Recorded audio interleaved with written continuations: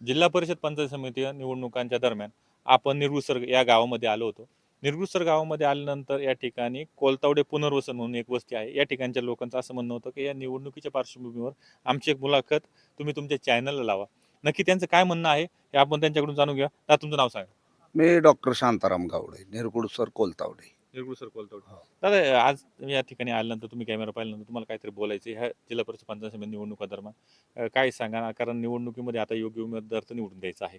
उमेदवार कसा असला पाहिजे? जनसामान्यांची निरगुसर गावातमधली भावना काय आहे? आमचं तर असं मत आहे, की नामदार वळसे पाटील साहेब आणि आमचे बंटी पाटील म्हणजे विवेक प्रतापराव वळसे पाटील यांच्या माध्यमातून इथं झालेला सर्व विकास तुम्ही पाहून घ्या. याची शूटिंग काढा. हे सभागृह साहेबांनी दिलेलं आहे. हे सगळं डांबरीकरण साहेबांनी दिलेलं आहे. कैलासवासी दत्तात्रय गोविंदराव वळसे पाटील यांनी हे पुनर्वसन या ठिकाणी वसवलेलं आहे आणि त्यांच्या माध्यमातून हे या ठिकाणी पुनर्वसन झालं आहे. तसंच गावातही खूप अशा संपूर्ण व्यवस्था आहेत. तुम्ही आणि काही आमच्या लोकांच्या मुलाखती घ्या, तर या जिल्हा परिषद गटात आणि पंचायत समिती गणात तुम्हाला सांगतो खात्रीनं आदरणीय विवेक प्रतापराव वळसे पाटील आणि आमच्या सुनंदाताई ढोबळे या प्रचंड बहुमताने विजयी होतील. बाकी तुम्हाला कोण काही बी सांगू, परंतु तुम्हाला खात्रीने सांगतो का ही दोन्ही मंडळी आमची प्रचंड बहुमताने विजयी होतील. कारण बंटी पाटलांना पाठीमागच्या वेळेस उपाध्यक्षपदाचा मान मिळाला होता आणि त्यांना या संपूर्ण घडामोडीचं किंवा जिल्हा परिषदेची संपूर्ण माहिती, कुठला निधी कुठं आणायचा, काय करायचं आणि ते अर्थ खात्याचे हे होते. त्यात लाभाच्या जे सुविधा आहेत त्या आमच्या या सगळ्या मंडळींना मिळत आहेत. कुणाला गिरणी मिळते, कुणाला कुट्टी मशीन मिळते, कुणाला सायकल मिळते, अपंगाला सायकल मिळते, घरकुल मिळते. हे आमचं सगळं बंटी पाटील यांच्या माध्यमातून मिळालेलं आहे आणि या ठिकाणी ज्या सगळ्या सुविधा आहेत त्या पुन्हा एकदा सांगतो का आदरणीय आमचे नेते दिलीपरावजी वळसे पाटील साहेब, राज्याचे माजी गृहमंत्री आणि खूप मंत्रिपदं ते ज्यांनी भूषवलीत आणि कलंकित, विना भ्रष्टाचारी म्हणून त्यांचं संपूर्ण आज महाराष्ट्र राज्य नाव घेत आहे.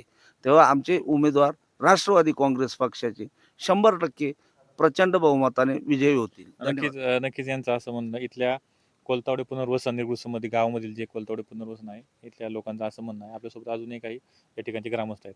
दादा काय सांगा जिल्हा परिषद पंचायत समिती निवडणुका जवळ आल्या. या ठिकाणी आमचं 1992-93 साली आमचं इथं गाव स्थापन झालं.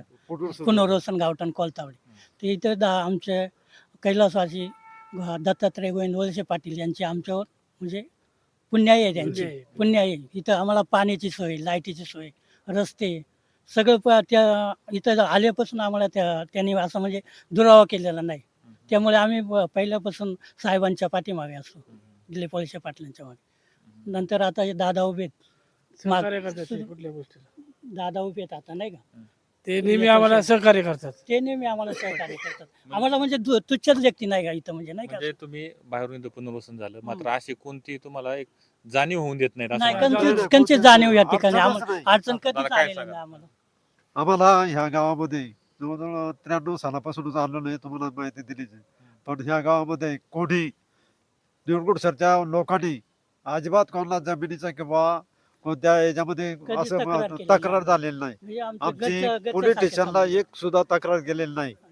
घरच्यासारखं सांभाळून. घरच्या सारखं सारखं दररोज त्यांच्या गाठीभेटी होतात आमच्या. नक्कीच या ठिकाणी पाहिलं आपण का या ठिकाणी जे पुनर्वसन झालं त्यामध्ये माजी आमदार कैलासवासी दत्तात्रय गोविंदराव वळसे पाटील असतील, त्याच्यानंतर तोच वारसा चालवणारे दिलीपरावजी वळसे पाटील यांनी नेहमीच या पुनर्वसन असलेल्या पूर्ण वस्तीला सांभाळून घेतलं गावामध्ये आणि एक कुठंतरी एका प्रवाहात घेऊन आले असं त्यांना जाणून दिलं नाही का तुमचं पुनर्वसन झाले बाहेरून आले.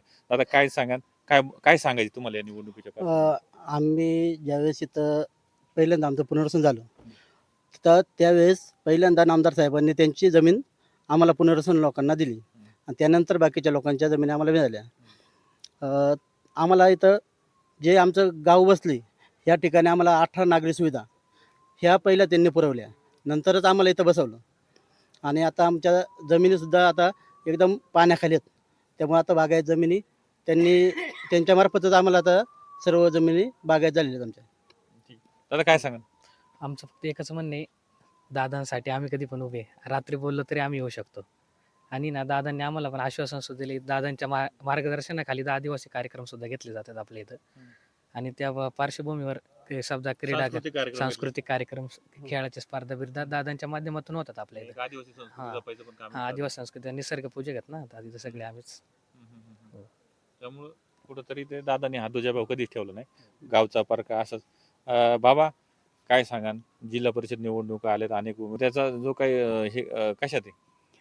आम्ही दादांच्याच पाठीमागे दुसरं काही नाही. बस हम्म. बाकी काय नाही.